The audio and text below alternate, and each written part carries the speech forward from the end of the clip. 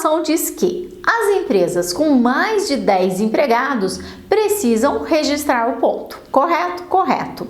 Só que eu já vi muitas empresas com menos de 10 empregados não conseguirem provar na justiça que o funcionário fazia hora de almoço, que o funcionário não tinha trabalhado 18 horas seguidas e coisas desse tipo. Então, como nós já sabemos que a obrigatoriedade de gerar as provas quando você tem uma demanda jurídica, quando um empregado seu entrou na justiça, é do dono da empresa, é do gestor, é da empresa em si, ela que tem que gerar essas provas, eu sugiro que se você tiver um único empregado, você sim faça o registro de ponto. E de que forma que você pode fazer esse registro de ponto? Vamos supor que você tem poucos empregados e você não consegue, por exemplo, contratar um relógio de ponto, aquele relógio bonitão em que a pessoa passa, às vezes até digital, né, e já sai o papelzinho com o registro das horas dela. Ok, eu entendo, você não tem 10 empregados, você não tem essa obrigatoriedade. Mas se você tem um empregado, faz uma folha de ponto. O importante é que ele marque o horário que ele entrou e o horário que ele saiu. E ele marque exatamente o horário que ele entrou. Porque se você entrega uma folha de ponto para ele, com todos os horários, e você mesmo preencheu os horários, ou ele preencheu os horários mecanicamente no final do mês, e marcou exatamente a hora que ele entrou, a hora que ele saiu. Sabe qual é a validade disso? Zero, nenhuma validade. Então, não faça isso, porque o juiz sabe que ninguém é um relógio, ninguém entra exatamente às 8 horas todos os dias. Então, permita que ele marque a hora que ele entrou. Se ele entrou 7h55, ele vai marcar. Se ele entrou 8h05, ele vai marcar. 7h58, ele vai marcar. Permita que ele anote exatamente a hora que ele entrou.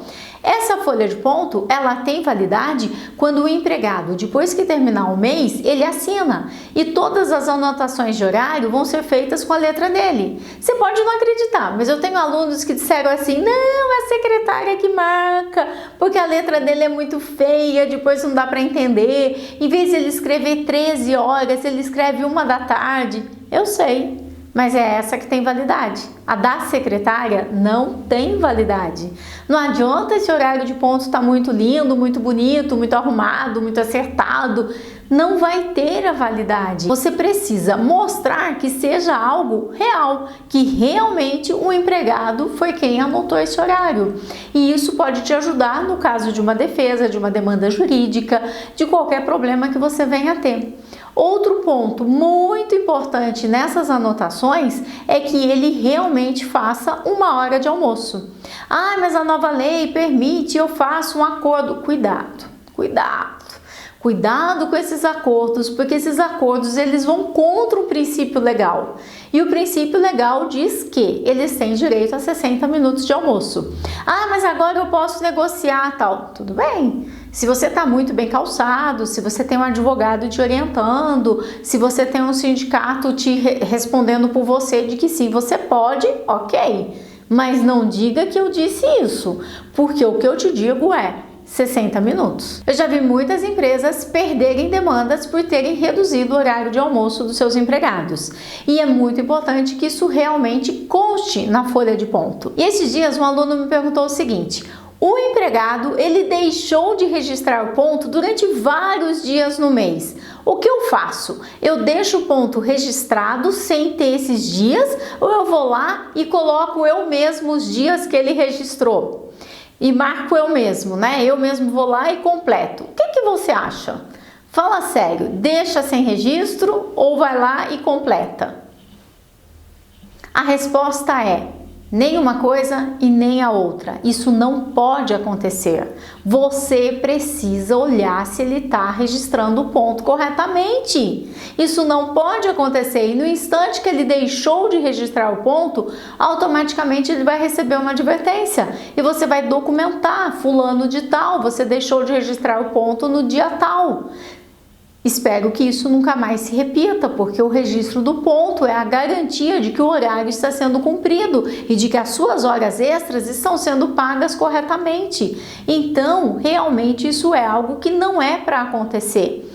Neste momento, ele não viu dentro do prazo. O que ele vai fazer? Imediatamente ao fechamento da folha do ponto, ele vai aplicar uma advertência, isto mesmo, e dizer: durante o mês de março você não fez os registros nas datas devidas, e ele vai colocar como sendo uma única advertência, embora o correto seja que a advertência seja imediata após a ocorrência. Mas neste momento ele só se deu conta do ocorrido no fechamento do mês, e tá tudo bem, ele pode colocar. O que ele não pode é ficar preenchendo ponto para o funcionário e deixar de fazer nada, porque aí você volta, adivinha o que?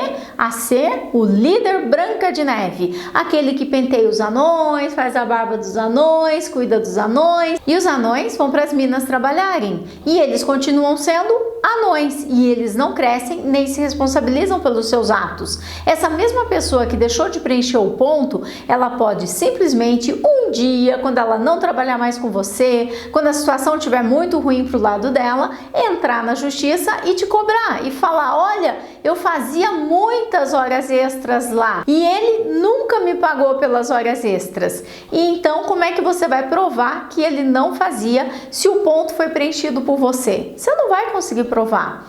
A anotação de pontos é obrigação do empregado e a fiscalização da anotação de pontos é obrigação do empregador. E em marcação de pontos sempre me perguntam: ah, mas e o empregado que é caminhoneiro, que está fazendo serviço externo, que é vendedor, como eu faço para ele marcar o ponto? Por lei, você não precisa que ele marque o ponto, não existe essa exigência.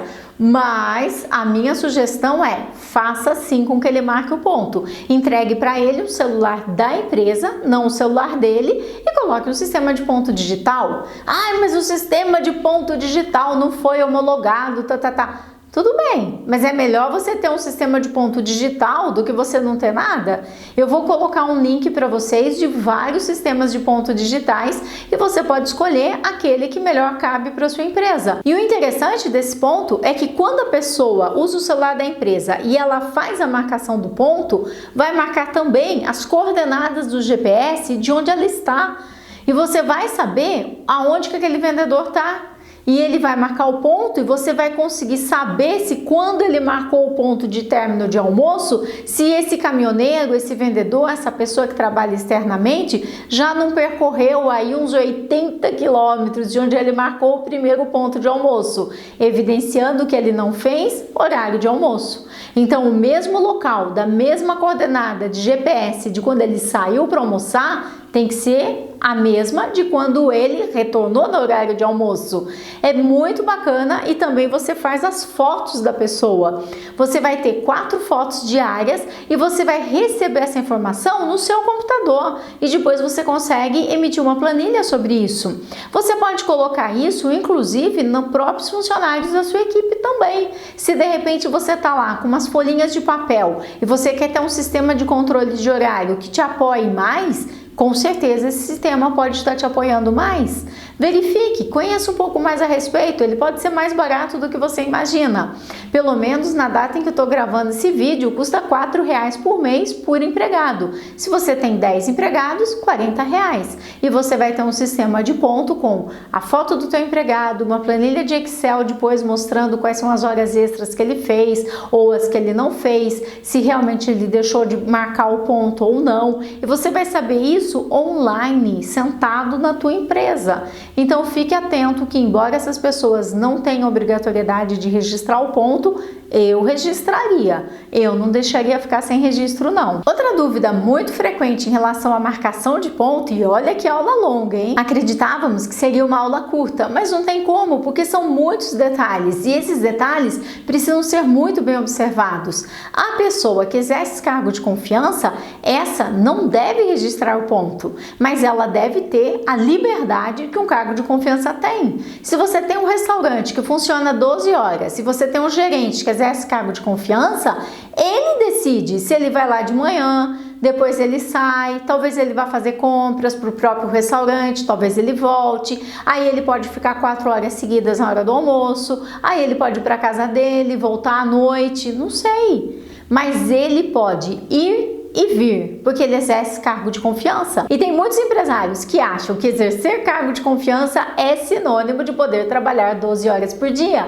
Não, não, não. Cargo de confiança significa que ele não vai marcar o ponto e que você confia que sim, ele está trabalhando. E a característica do cargo de confiança é que de verdade ele tem poder sobre a sua empresa.